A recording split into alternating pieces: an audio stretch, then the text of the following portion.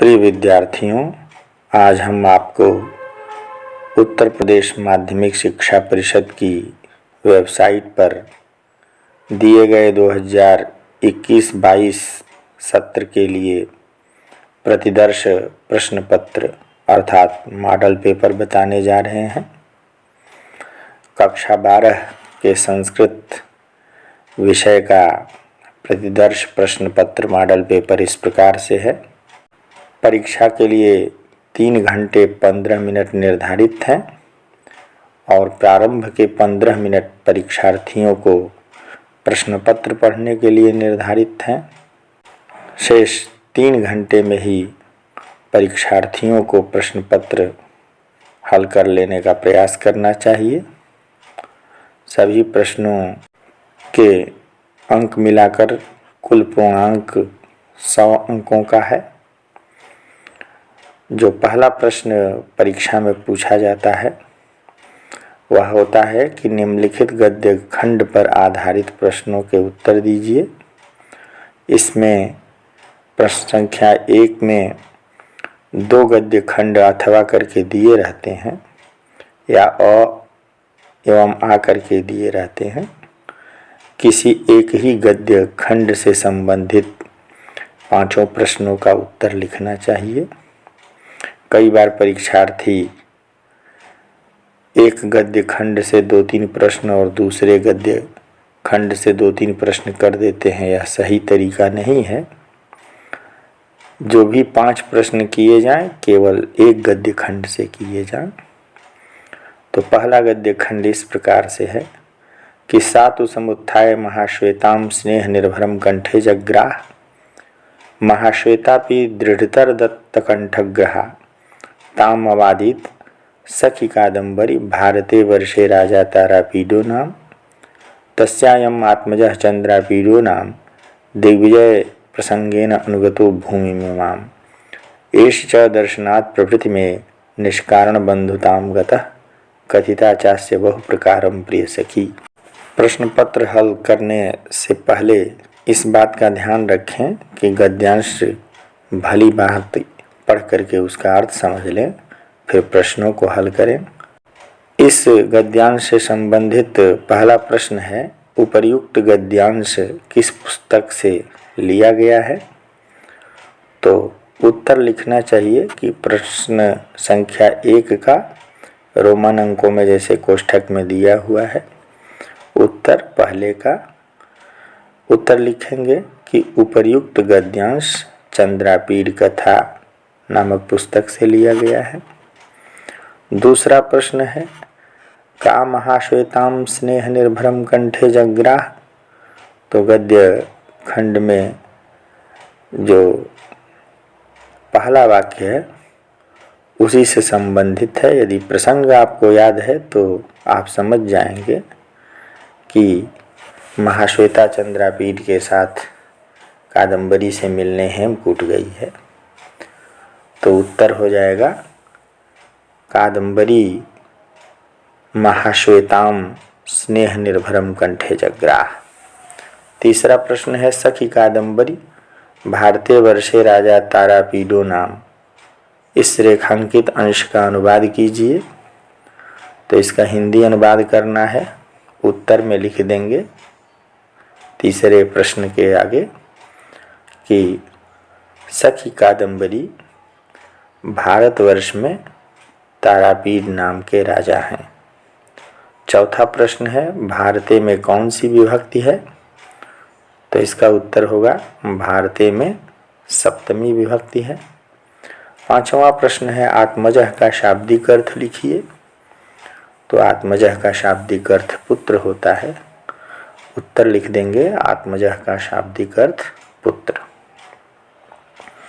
आत्मनः जायते इति आत्मजः जो स्वयं से उत्पन्न होता है और पुत्र आत्मजः का वास्तविक अर्थ है। यदि आप पहले गद्य खंड को कठिन समझते हैं, उसका उत्तर लिखने में कठिनाई हो रही है, तो आप दूसरे गद्य खंड को ठीक ढंग से पढ़ेंगे और उसके नीचे दिए गए 5 प्रश्नों का उत्तर एक जगह एक साथ लिखेंगे। दूसरा गद्य खंड इस प्रकार से है कि कादम्बरी वर्जम अशेष कन्यका जनः तम व्रजंतम आबहिस्तोरणात् अनुभव्राज निवृत्ते च कन्यका जने चंद्रापीडः केयूरकेण उपनीतं वाजिनम् आरुह्य गंधर्वकुमारैः तैः अनुगम्यमानः हेमकूटात् निर्गत्य प्राप्य महाश्वेताश्रमम् अच्छोदसरस्तीरे सन्निविष्टम् इन्द्रायुधखुरपुटानुसारेण युवागतम् आत्मनः स्कन्धावारम् अपश्यत् निवर्तिता शेषकुमाराश्च सानन्देन सकुतूहलेन सविस्मयेन च स्कन्धावारजनेन प्रणम्यमानः स्वभवनं विवेश। इस गद्यांश से संबंधित पहला प्रश्न है अस्य गद्यांशस्य प्रणेता कः। तो इसका उत्तर है अस्य गद्यांशस्य प्रणेता बाणभट्टः। दूसरा प्रश्न है व्रजंतम चंद्रापीडम आबहिस्तोरणात् कः अनुभव्राज। तो इसका उत्तर पहले ही वाक्यांश में है अशेषः कन्यका जनः व्रजंतम चंद्रापीडम आबहिस्तोरणात् अनुभव्राज। तीसरा प्रश्न है वाजिनम का शाब्दिक अर्थ लिखिए। तो वाजिनम, वाजिन शब्द जिसका अर्थ घोड़ा होता है उसका द्वितीय एक वचन है, तो लिखेंगे वाजिनम का शाब्दिक अर्थ घोड़े को। चौथा प्रश्न है निर्गत्य में कौन सा प्रत्यय है। तो यदि आपने कक्षा 12 में निर्धारित प्रत्यय को पढ़ा है तो इसका उत्तर आप आसानी से लिख लेंगे। निर उपसर्ग पूर्वक गम धातु में ल्यप प्रत्यय हुआ है,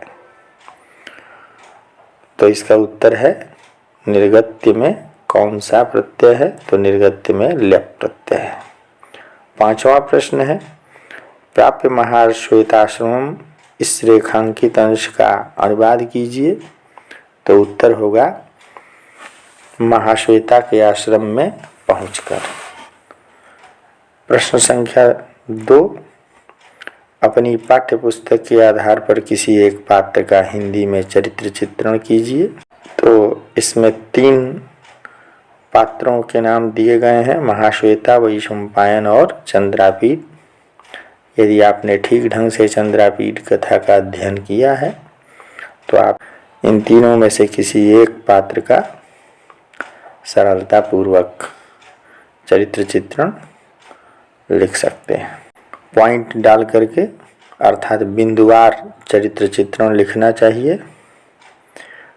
तीसरा प्रश्न है बाणभट्ट की गद्य शैली की संक्षेप में हिंदी अथवा संस्कृत में विवेचना कीजिए।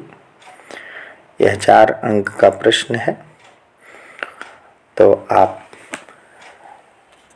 बाणभट्ट की गद्य शैली का संक्षेप में उल्लेख करेंगे, जिसमें श्लोक का उल्लेख अवश्य करेंगे। नवोऽर्थो जातिर्ग्राम्याश्लेषो अक्लिष्टो स्फुटो रसः विकटाक्षरबन्धश्च कृत्स्नमेकत्र दुर्लभम्। और बाणभट्ट की पांचाली रीति, कथा वस्तु, उनकी भाषा, अलंकारों का प्रयोग, उनके वर्णन वैशिष्ट्य आदि पर प्रकाश डालेंगे संक्षेप में। प्रश्न संख्या 4 का यह बहुविकल्पीय प्रश्न है। दोनों प्रश्न 1-1 अंक के हैं। केयूरकः कः आसीत्। तो 4 विकल्प है। कादम्बर्याः सेवकः, दूसरा है कादम्बर्याः भ्राता, तीसरा है कादम्बर्याः पिता, चौथा है महाश्वेतायाः भ्राता। आपने चंद्रापीड कथा का ठीक ढंग से अध्ययन किया है तो उत्तर लिख लेंगे आसानी से। अ का उत्तर है पहला कादम्बर्याः सेवकः। केयूरक कादम्बरी का वीणावाहक था। प्रश्न है केयूरकः माता का आसीत्। प्रश्न इस प्रकार से होना चाहिए कि केयूरकस्य माता का आसीत्। और इसमें 4 विकल्प दिए गए हैं। पहला पत्रलेखा, दूसरा मदलेखा, तीसरा विकल्प मदिरा, चौथा बिलासवती। चारों विकल्पों में से कोई विकल्प सही नहीं है। केयूरक गंधर्व कुमार था और इन चारों में से कोई उसकी माता नहीं है। 5वां प्रश्न है, अधोलिखित में से किसी एक श्लोक की हिंदी में संदर्भ सहित व्याख्या कीजिए। तो 2 अंकों का संदर्भ होता है और 5 अंक व्याख्या के लिए निर्धारित होते हैं। आप सबसे पहले संदर्भ लिखेंगे कि प्रस्तुत श्लोक रघुवंशम महाकाव्य के 2य सर्ग से उद्धृत है और इसके प्रणेता कविता कामिनी विलास कवि कुलगुरु कालिदास हैं। इसके पश्चात आप प्रसंग लिखते हुए हिंदी व्याख्या करेंगे। प्रसंग है जिसमें सिंह ने राजा को विचार मूढ़ बताया है। और दूसरा श्लोक, यदि पहले श्लोक की व्याख्या आपको कठिन लगती है तो दूसरे श्लोक की व्याख्या लिखेंगे। संदर्भ जैसा बताया वैसा ही इसका भी लिखा जाएगा। तस्मिन् क्षणे पालयितुः प्रजानामुत्पश्यतः सिंहनिपातमुग्रम् अवाङ्मुखस्योपरि पुष्पवृष्टिः पपात विद्याधरास्तमुक्ता। राजा दिलीप सिंह के आगे मांस के पिंड की तरह अपने शरीर को अर्पित कर चुका था और प्रतीक्षा कर ही रहा था कि सिंह उस पर भयंकर आक्रमण करेगा और उसे खा जाएगा, किंतु उसके इस बलिदान को, त्याग को देख करके विद्याधर प्रसन्न हो गए और आकाश से पुष्प वृष्टि की। इस प्रकार का भाव है इस श्लोक का। तदनुसार इसकी सुंदर व्यवस्थित हिंदी व्याख्या लिखेंगे।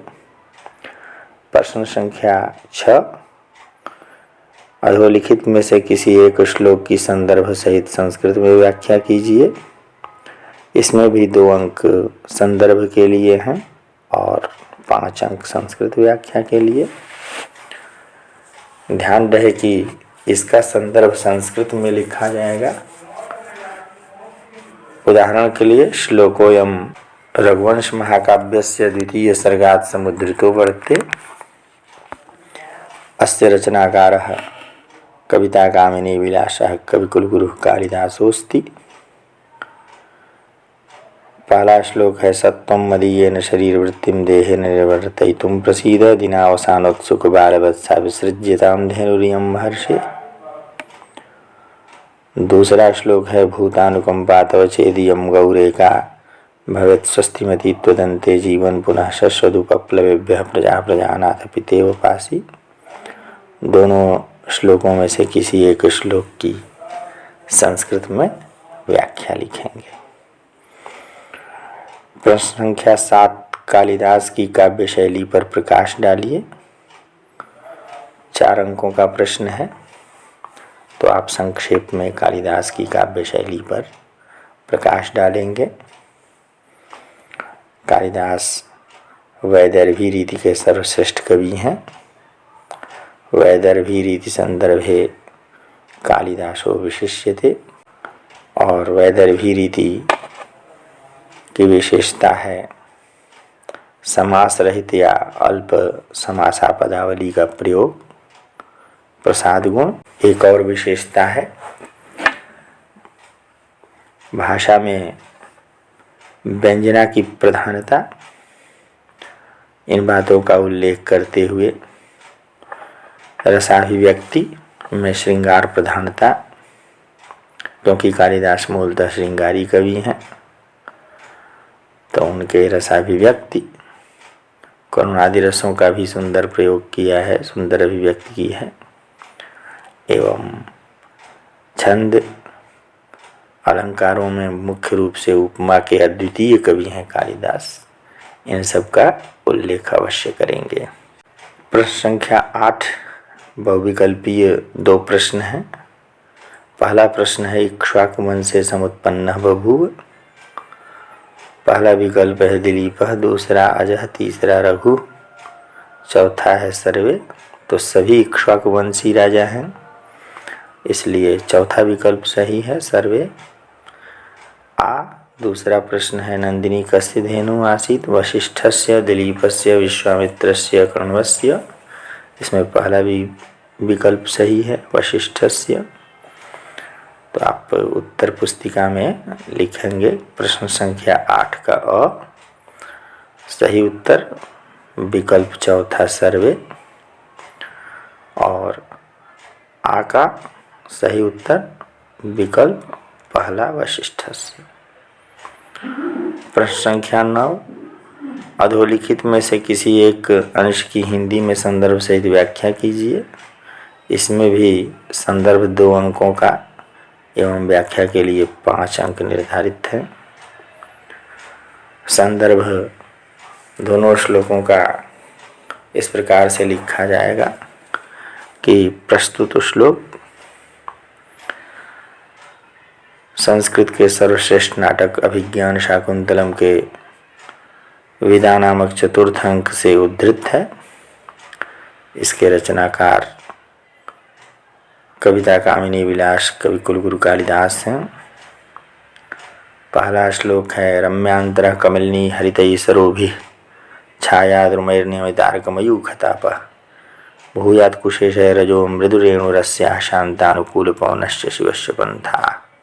प्रस्तुत श्लोक में वनदेवियाँ शकुंतला के पतिगृह जाते समय उसके मार्ग के मंगलमय होने की कामना आकाशवाणी के माध्यम से करती हैं। तो प्रसंग लिखते हुए एक इसकी सुंदर से हिंदी व्याख्या लिखनी चाहिए। इसी प्रकार अर्थो ही कन्या पर की एव तामद्य संप्रश्य परिगृहीतो जातो ममायम विशुद्धः प्रकामं प्रत्यर्पितन्यासीवांतरात्मा। यह दूसरा श्लोक है। यदि पहला आपको कठिन लगता है तो दूसरे की व्याख्या लिखेंगे। संदर्भ पूर्वत ही जैसा मैंने बताया उसी प्रकार से लिखेंगे। और यह श्लोक चतुर्थ अंक का अंतिम श्लोक है। तात काश्यप शकुंतला को पतिगृह भेज करके प्रसन्नता का अनुभव कर रहे हैं। वैसे ही जैसे कोई व्यक्ति धरोहर को उसके वास्तविक स्वामी के पास लौटाकर प्रसन्न हो जाता है, निश्चिंत हो जाता है, उसी प्रकार से तात काश्यप शकुंतला को दुष्यंत के पास भेजकर उसके वास्तविक स्वामी उसके पति के पास भेज करके निश्चिंतता का प्रसन्नता का अनुभव करते हैं, क्योंकि वास्तव में कन्या पराया धन है, उसे दूसरे के घर ही जाना होता है। इस प्रकार से इसकी एक अच्छी व्याख्या लिखेंगे श्लोक की। 10वां प्रश्न है निम्नलिखित में से किसी एक सूक्ति की संदर्भ सहित हिंदी में व्याख्या कीजिए। इसमें भी संदर्भ के लिए 2 अंक और व्याख्या के लिए 5 अंक निर्धारित हैं। पहला है न खलु धीमताम कश्चिद विषयो नाम। दूसरी सूक्ति है ओदकांतम स्निग्धो जनो अनुगंतव्य। तीसरी सूक्ति है अति स्नेह पापशंकी। तो इसमें भी संदर्भ लिखने के पश्चात जो भी सूक्ति आपको सरल समझ में आती हो, जिसकी व्याख्या आपको आसान लगती हो, उसका प्रसंग लिखते हुए उसकी व्याख्या लिखेंगे। 11वां प्रश्न है कालिदास का जीवन परिचय संक्षेप में लिखिए। तो इस प्रश्न के उत्तर में कालिदास का समय, उनका स्थान, उनका जीवन वृत्त और व्यक्तित्व और उनकी प्रमुख 7 रचनाओं का उल्लेख अवश्य करना चाहिए। 12वां प्रश्न बहुविकल्पीय है। मालविकाग्निमित्रम किसकी रचना है? 4 विकल्प हैं कालिदास, भवभूति, भास, शूद्रक। तो स्पष्ट है कि यहाँ इस तरह की रचना से संबंधित प्रश्न होगा तो अभिज्ञान शाकुंतलम से है तो कालिदास विकल्प का सही उत्तर है। मालविकाग्निमित्रम कालिदास की रचना है। दूसरा प्रश्न है शकुंतलायै शापम कः दत्त। 4 विकल्प हैं। पहला कण्वः, दूसरा दुर्वासा, तीसरा गौतमी, चौथा प्रियंवदा। दूसरा विकल्प सही है। उत्तर लिखेंगे दूसरा दुर्वासा। प्रश्न संख्या 13, निम्नलिखित में से किसी एक विषय पर 10 पंक्तियों का संस्कृत में निबंध लिखिए। 10 अंकों का निबंध है, 10 पंक्तियों में लिखना है। यहाँ 10 पंक्तियों से आशय है कि निबंध में 15-20 वाक्य भी हो सकते हैं, किंतु कम से कम 10 पंक्तियां अवश्य होनी चाहिए। पहला है प्रयाग वर्णनम, दूसरा जो निबंध का विषय है पर्यावरण संरक्षण, तीसरा है आचारः परमो धर्मः, चौथा है उद्यमेन हि सिद्ध्यन्ति कार्याणि न मनोरथैः। तो आप इनमें से जिस भी विषय पर 10 पंक्तियों में एक अच्छा निबंध लिख सकते हैं उसे लिखना चाहिए। प्रश्न संख्या 14, रूपक अलंकार की परिभाषा हिंदी या संस्कृत में लिखिए। और अथवा करके है उपमा अलंकार का उदाहरण संस्कृत में लिखिए। तो इसमें से जो भी आपको सरल लगता हो। रूपक अलंकार की परिभाषा केवल लिखनी है हिंदी या संस्कृत में। तो संस्कृत में परिभाषा है तद्रूपकम अभेदो या उपमानोपमेयो। हिंदी में रूपक अलंकार की परिभाषा लिख सकते हैं कि उपमेय पर उपमान के आरोप को रूपक अलंकार कहते हैं, या उपमेय और उपमान के अभेद को रूपक अलंकार कहते हैं। उपमा अलंकार का उदाहरण संस्कृत में लिखिए। यदि आपने रूपक अलंकार की परिभाषा नहीं तैयार की है तो उपमा अलंकार का उदाहरण लिख सकते हैं। रघुवंशम का पहला श्लोक एक सुंदर उदाहरण माना जाता है। वागर्थाविव संपृक्तौ वागर्थ प्रतिपत्तये जगतः पितरौ वंदे पार्वती परमेश्वरौ। 15वां प्रश्न है अनुवाद से संबंधित। निम्नलिखित में से किन्हीं 4 वाक्यों का अनुवाद कीजिए। तो हिंदी में 6 वाक्य दिए हैं, इनमें से जो आपको सरल 4 वाक्य लगते हैं उनका अनुवाद लिखना चाहिए। पहला अनुवाद है कृष्ण के दोनों ओर गोप हैं। तो इसका अनुवाद होगा दोनों ओर के लिए उभयता का प्रयोग करेंगे और तब कृष्ण में द्वितीया विभक्ति हो जाएगी। कृष्णम उभयतः गोपाः सन्ति। गोप हैं बहुवचन है इसलिए गोपाः कर देंगे। तो इस प्रकार से अनुवाद होगा कृष्णम उभयतः गोपाः सन्ति। दूसरा प्रश्न है कृष्ण के चारों ओर गोप हैं। तो पहले और दूसरे अनुवाद में केवल दोनों ओर और चारों ओर का अंतर है, शेष पूरा वाक्य उसी प्रकार से है। यहाँ चारों ओर के लिए परितः का प्रयोग करेंगे तो कृष्ण में द्वितीया विभक्ति हो जाएगी। कृष्णम परितः गोपाः सन्ति। पुत्र के साथ पिता जाता है तो यहाँ साथ अर्थ में सह का प्रयोग करेंगे, तब पुत्र में तृतीया विभक्ति का प्रयोग होगा। पुत्रेण सह, पिता का पिता या जनकः जाता है, गच्छति। नदी कोश भर टेढ़ी है तो काला धनुर अत्यंत संजोगे सूत्र से यहाँ कोश भर में द्वितीया विभक्ति होगी। क्रोशम, नदी कुटिला।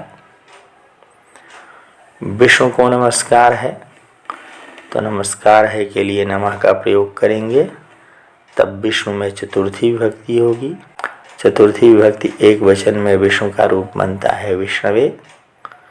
तो इस प्रकार से अनुवाद बनेगा विष्णवे नमः। गांव के पास नदी बहती है। यहाँ पास के लिए समया, निकषा इत्यादि पदों का प्रयोग कर सकते हैं। निकषा का प्रयोग करते हैं तो ग्राम में द्वितीया विभक्ति होगी। ग्रामम निकषा नदी प्रभाति।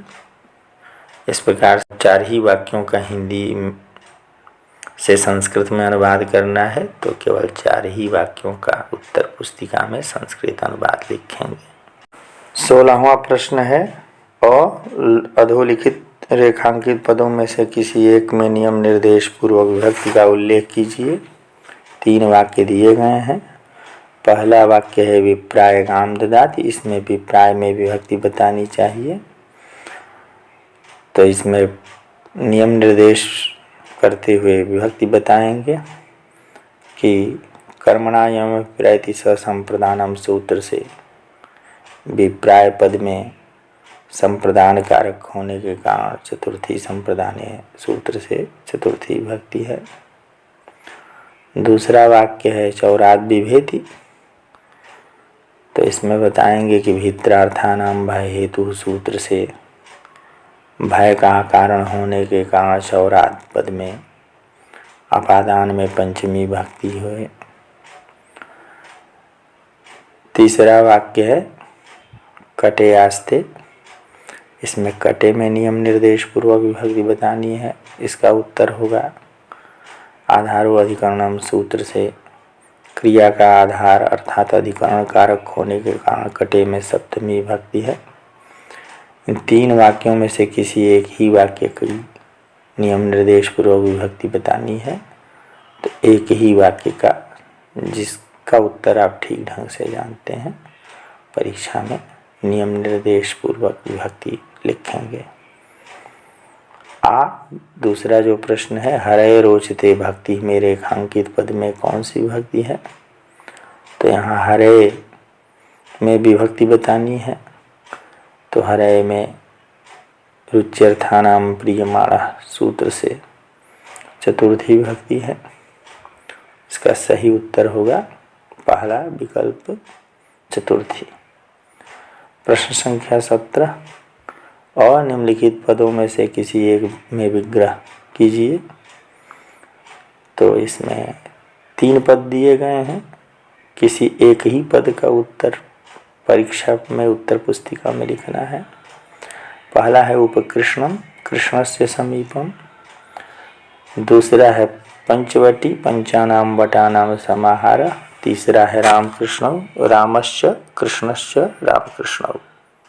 किसी एक ही पद का विग्रह उत्तर पुस्तिका में लिखना है।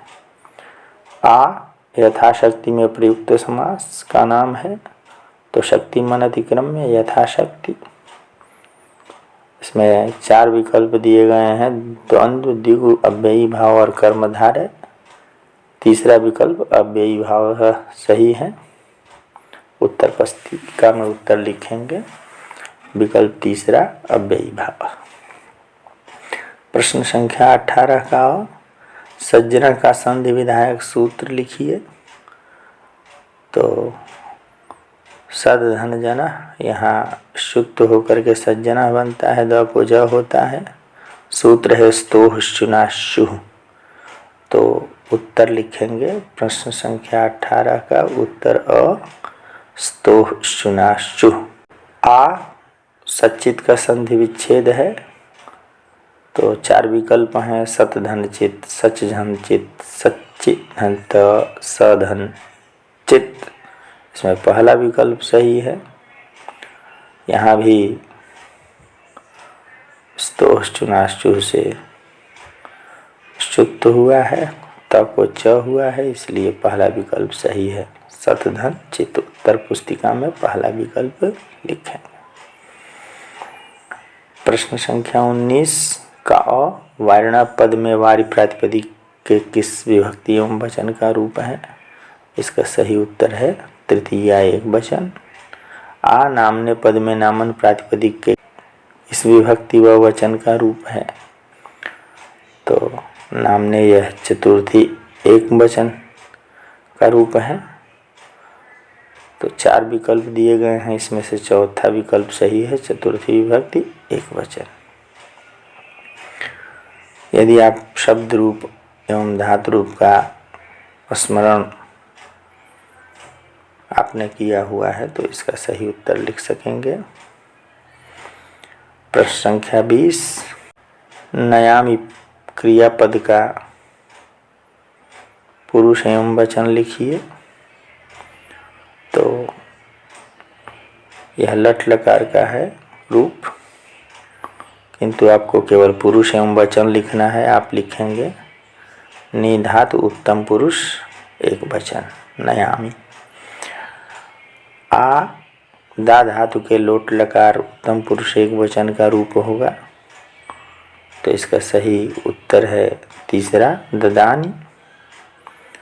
प्रश्न संख्या 21 अपीत्वा पद में प्रयुक्त प्रकृति एवं प्रत्यय हैं। पहला पातुमुन, दूसरा पाधन त्वा, तीसरा पाधन अनियर, चौथा पाधन ल्युट। इसमें पीत्वा से ही त्वा शब्द समझ में आ रहा है। इसमें दूसरा विकल्प सही है पाधन त्वा। अगला प्रश्न है भू धातु में तुमुन प्रत्यय लगाने पर शब्द बनेगा। आपने प्रत्यय पढ़ा है तो आप जान जाएंगे कि दूसरा विकल्प भवितुम सही है। तुमुन के न और उ का लोप हो जाता है, तो भवितुम पद बनता है। तो आ का दूसरा विकल्प सही है। प्रश्न संख्या 22 अधोलिखित वाक्यों में से किसी एक का वाच्य परिवर्तन कीजिए। तो आपने वाच्य परिवर्तन यदि ठीक ढंग से पढ़ा है तो सरलता से वाच्य परिवर्तन कर लेंगे। रमा पत्रम लिखति, यह कर्तृवाच्य का वाक्य है, इसे कर्मवाच्य में परिवर्तित करना है। तो रमा यह प्रथमा है, इसे तृतीया में कर देंगे रमया। पत्रम यह द्वितीया है कर्म में, इसे प्रथमा में लिखेंगे, पत्रम ही होगा रूप प्रथमा में भी। और लिखति का पत्र में एक वचन है प्रथम पुरुष, तो लिख्यते हो जाएगा। उत्तर होगा रमया पत्रम लिख्यते। दूसरा वाक्य है तेन हस्यते, यह